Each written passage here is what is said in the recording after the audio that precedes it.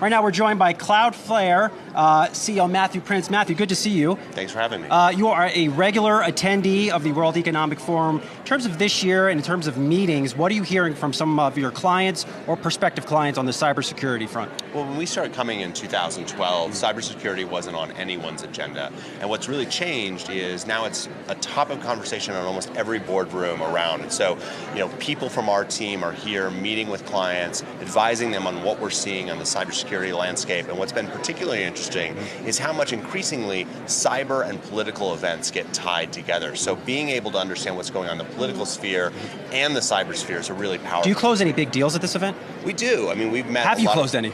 Well, we've met a lot of great customers through this event over the years. Last year was the first year that we brought a broader set of our team, and it's been something that's had a really positive effect on our business. I wanted to touch on something you just mentioned, that cybersecurity tends to amp up around political events. So is it safe to say when you're in an election year, you're at even more risk? And who exactly is at risk?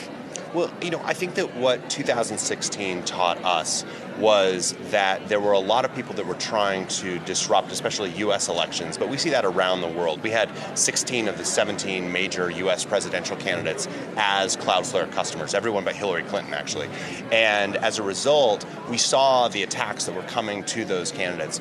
I think that the world has woken up to that is now a new threat, and we're seeing a lot more sophistication, both from state, local, and federal officials, but also from candidates and campaigns, where just last week we were able to announce that we're being able to donate our services through our Project Galileo, not just to state and local officials, but now also to campaigns. I think that's pretty interesting, Project Galileo. It's about making the internet safer. Talk to us a bit more about that and who you're trying to target. It was really inspired by trips to events like this at the World Economic Forum, where we saw that, yes, there were a lot of large businesses that could pay us for our services, but there were also civil society and nonprofit organizations that were doing things that were either politically or artistically important, but didn't have the resources to necessarily pay us for our services, but would get large attacks because sometimes they would upset the wrong person. And so we started that initiative. It's over 5 years old now, and it's one of the things that I'm most proud of at Cloudflare. The upcoming presidential election, is it more at risk for a cybersecurity attack compared to last election? Well, I think that we have unfortunately run the risk of making every presidential election in the United States effectively the World's Cup of cybersecurity attacks. And not reassuring. I think the good news is that we and a lot of other companies are stepping up to say, let's see how we can use technology in order to protect democracy and protect elections. We couldn't have built Cloudflare into the business it is without a stable, functioning government. So I think it's our responsibility to help protect those institutions. Take us a bit inside how these hackers are operating. Where are they coming from? I mean, we kind of know the obvious areas. And are they getting more sophisticated?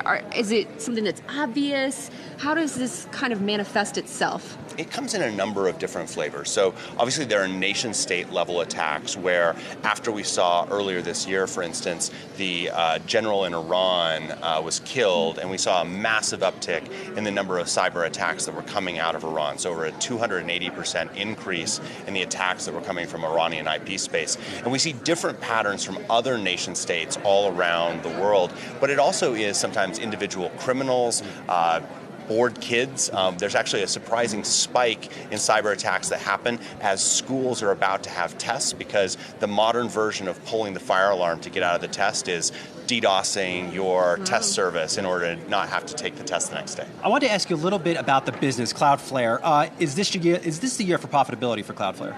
Well, I think that we are on a path towards profitability, and you can see that we're making progress to that over time. We're also investing in the business and continue to push forward to more R&D and being able to deliver what it is that we have across it. But we're committed to profitability over the business, and I think we've demonstrated that we are on a path toward that.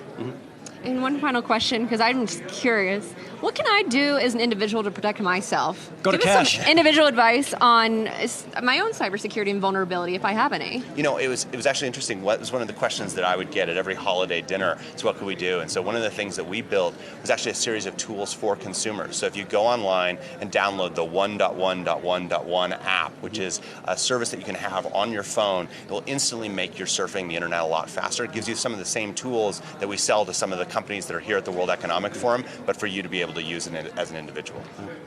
Well, Matthew Prince, CEO of Cloudflare, thank you so much for joining us. Thanks for having me on.